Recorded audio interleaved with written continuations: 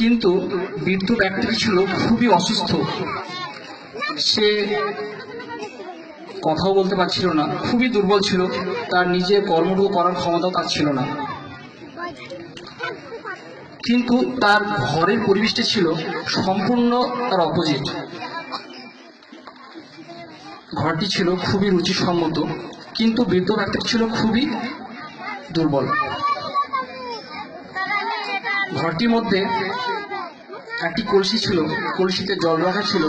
বৃদ্ধ যে জল পান করবে তার জন্য এক কলসি জল রাখা ছিল। বৃদ্ধের জামা কাপড়গুলো আলনার মধ্যে ঠিক গোছালো অবস্থায় সাজানো ছিল এবং তার মাথার উপরে পাখা ছিল, লাইট ছিল ঘরের মধ্যে, সবকিছু ঠিকঠাক ছিল। কিন্তু তার মনে প্রশ্ন জেগে উঠলো যে এই কাজগুলো তো এই বৃদ্ধের দ্বারা সম্ভব নয়, তাই এই কাজগুলো কে করেছে? নিশ্চয়ই এই কাজগুলো অন্য কেউ করেছে। কিন্তু ঘরের মধ্যে আর কেউ ছিল না, বা বাড়িটির মধ্যে আর কেউ ছিল না। সে বাড়ির মধ্যে থেকে বেরিয়ে আসলো, জঙ্গল দিয়ে হাঁটতে শুরু করলো এবং খুঁজতে শুরু করলো যে আর কেউ আছে কিনা, কারণ এই কাজগুলো তো ওই মানুষের দ্বারা সম্ভব নয়। সে হাঁটতে শুরু করলো, দেখলো এক বিরাট একটা গাছের নিচে এক যুবক বসে আছে। তারপর যুবককে প্রশ্ন করলো যে কি ব্যাপার, এই অবস্থা কেন? যুবক বললো যে ওটা আমার দাদু, আমি নিয়ে এসেছি। গল্পটা এখান থেকে স্টপ, কারণ বাচ্চাটির ও শিশুটির মনের প্রশ্নের উত্তর দিতে হবে, কারণ সে বলেছিল যে আমি আল্লাহকে দেখতে চাই। তারপর শিক্ষক মশাই তাকে বললেন, তুমি ভাবো ওই বৃদ্ধ ব্যক্তিটি তুমি, এবং ওই ঘরটি তোমার পৃথিবী, এবং বাড়িটি হচ্ছে এই মহাবিশ্ব। বৃদ্ধ ব্যক্তিটি যে জল পান করবে তার জন্য যে কলসির মধ্যে জল রাখা ছিল, তুমি ভাবো না যে আমরা যখন জল পান করি, আমরা মাটি খুঁড়লেই বা মাটির থেকে পাত্র হটালেই আমরা জল পাই। বৃদ্ধ ব্যক্তিটি যখন ঘুমোবে তার জন্য একটা ঘরের মধ্যে লাইট ছিল, জিরো বাল্ব ছিল। আমরা যখন ঘুমোই তখন আমাদের জন্য একটা লাইট আছে, সে লাইটটা কি? চাঁদ, তারা, ড্রিম লাইট। এগুলো আমাদের ঘুমোতে সাহায্য করে। তোমার কি মনে হয় না এগুলো কেউ বানিয়েছে?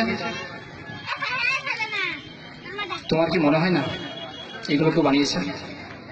আচ্ছা, সূর্য যদি না থাকে তুমি থাকতে পারবা? কিন্তু তুমি যদি মারা যাও, এই সূর্যের কিছু হবে?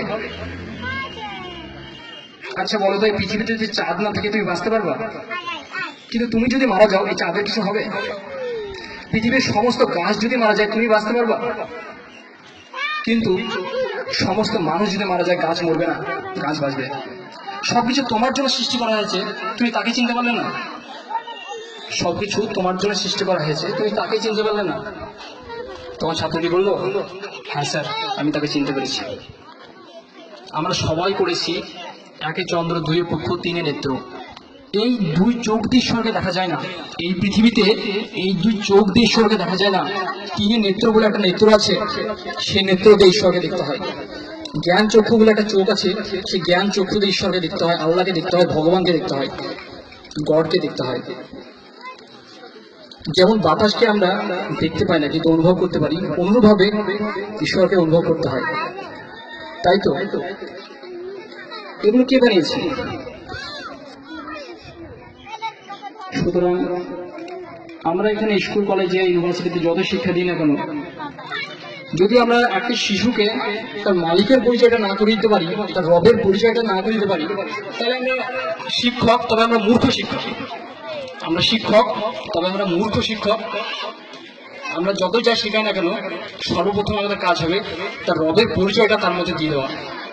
একটি বাড়িতে যদি ছেলে সন্তান তার মাকে বা তার বাবাকে চিনতে না পারে, তাহলে কেমন দেখায় ব্যাপারটা? তাহলে এই আল্লাহর এই বাড়িতে, ভগবানের এই বাড়িতে, ভগবানের এই পৃথিবীতে থেকে যদি আমি ভগবানকে না চিনতে পারি, আল্লাহকে যদি না চিনতে পারি, তাহলে এটার মতো লজ্জাকর বিষয় আর কিছু হতে পারে না। আমাদের প্রকৃতির প্রথম বার্তাটা হবে এটাই, in the name of God, কুল হুয়াল্লাহু আহাদ, বলো তিনি আল্লাহ এক এবং অদ্বিতীয়। ইত্তামসাদ বিপ্লব হতে বলতে, সত্য একটাই, তবে জ্ঞানটাকে অনেকটা আমি লেখা থাকে।